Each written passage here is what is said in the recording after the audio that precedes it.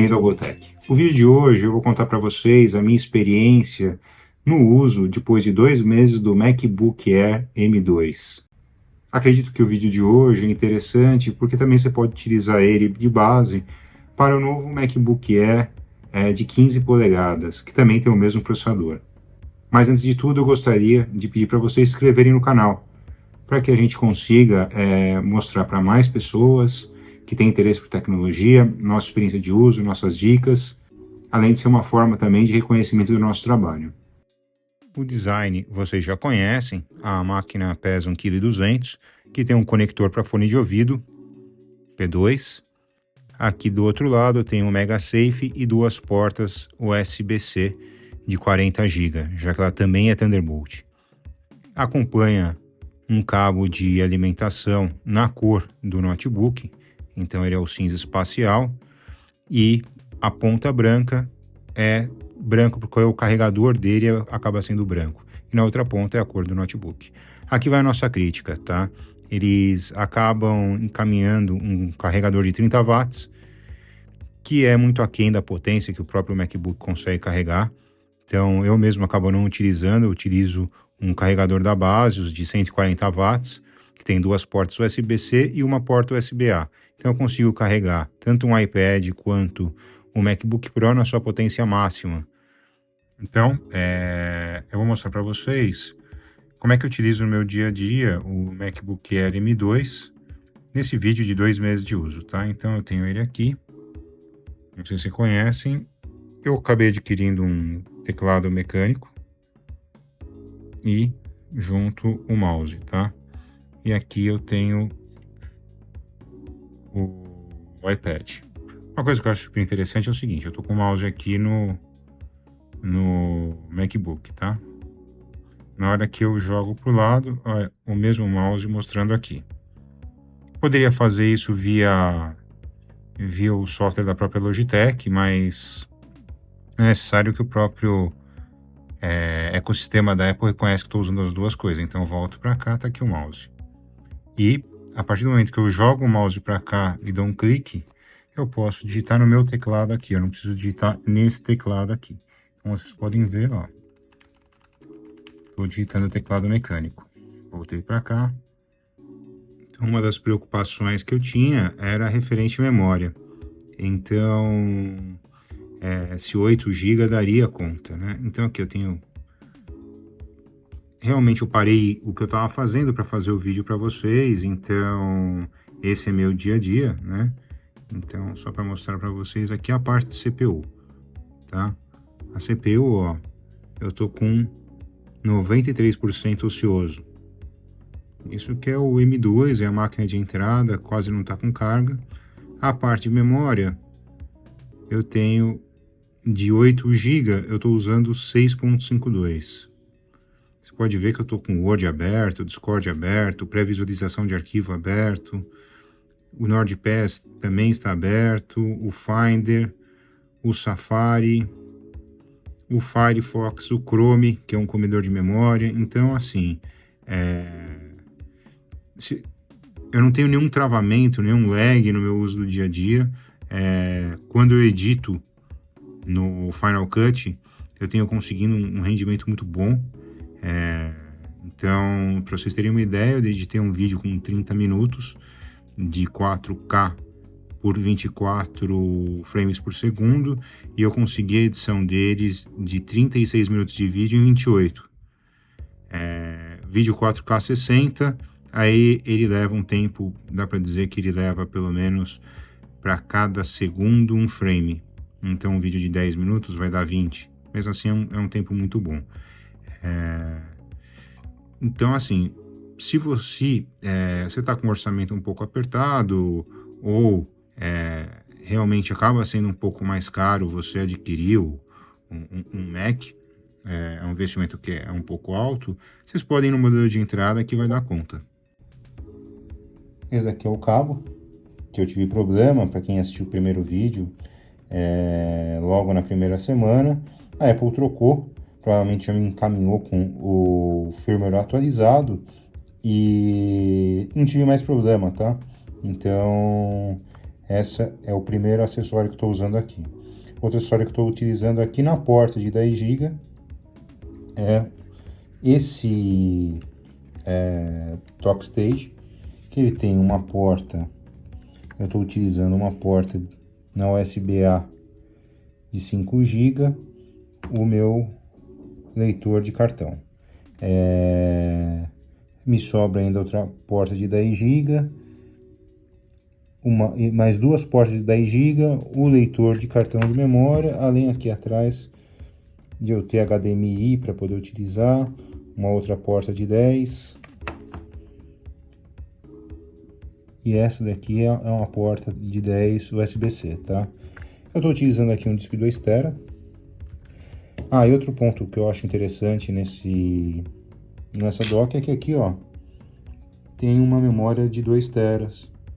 Então, o que me facilita isso? Antes eu estava fazendo backup num disco rígido, então, que não era de estado sólido. Quando eu espeto o hub, ele já começa a fazer o meu time capsule. Então, por exemplo, como eu utilizo o hub toda hora, aqui, ó,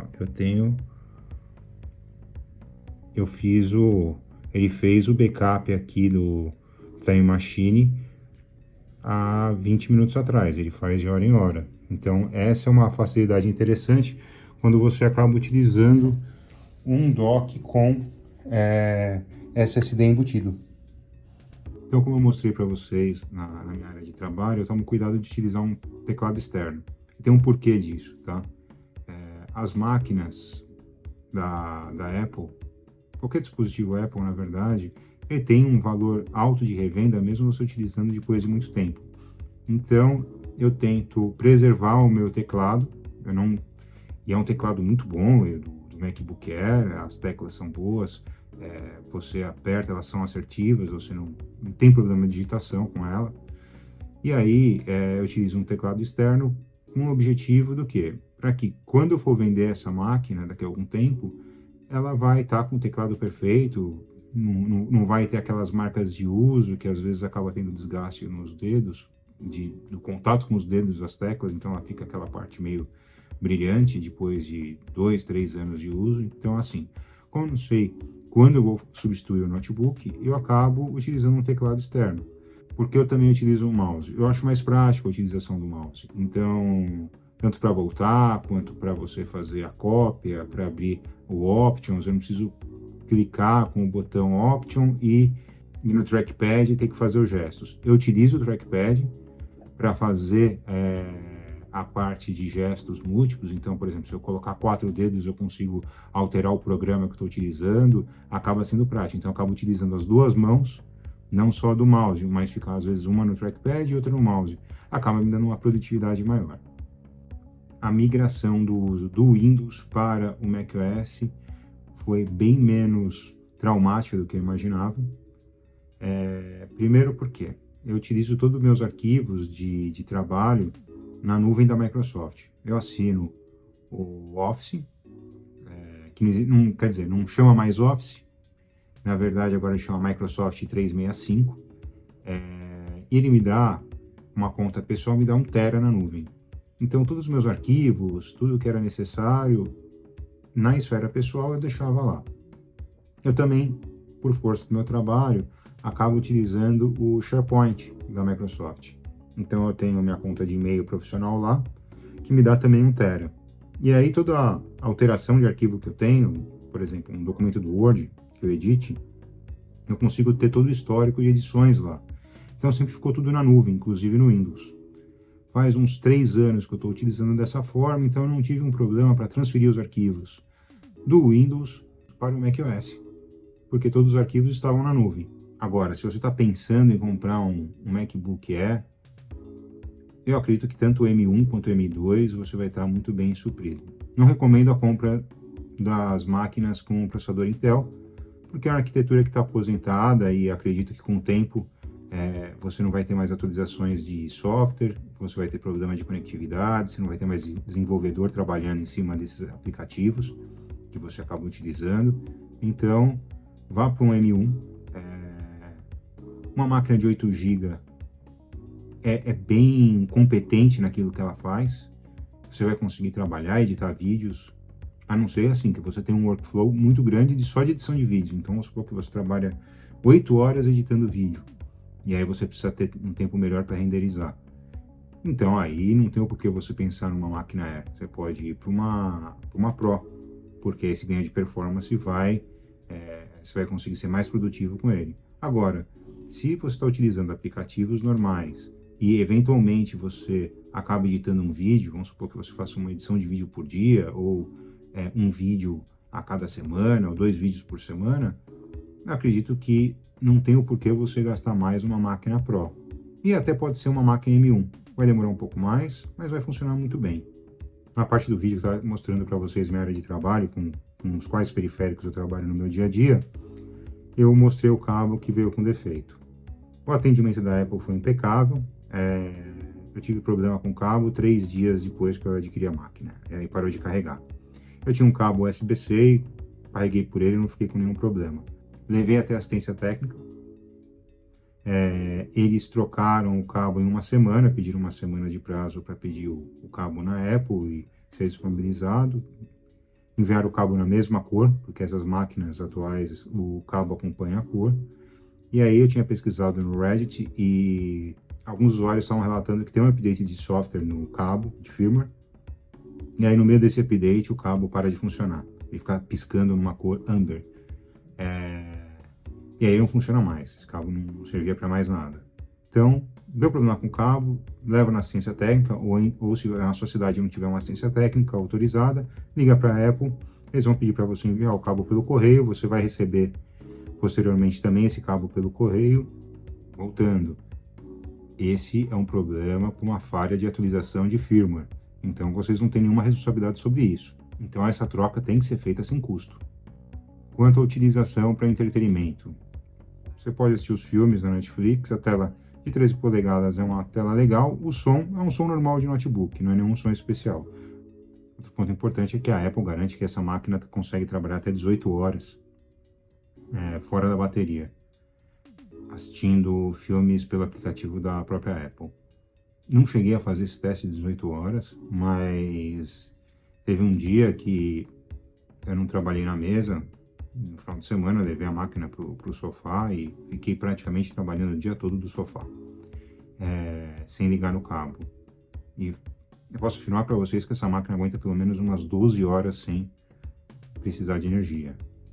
Abrindo Word, navegando, mandando e-mail, usando Outlook, sem editar vídeos, tá? Porque quando você vai editar vídeos ela tem um consumo um pouco maior de energia.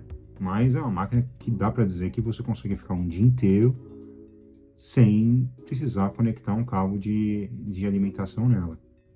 Quanto à conectividade, nos MacBooks Air M1, ele tinha 2 portas USB-C e utilizava uma para carregamento de bateria. Já no M2, eles colocaram o MagSafe e mantiveram as 2 portas Thunderbolt, que também funciona para USB-C. Para mim, é a medida exata, tá? Se tivesse, claro, uma porta a mais, é sempre bem-vinda. Mas com essas 2 portas, eu consigo trabalhar perfeitamente. Por fim, dá para dizer que eu estou bem satisfeito com a compra. Recomendo para vocês, se vocês tiverem necessidade para edição de vídeo. Espero que tenham gostado do vídeo.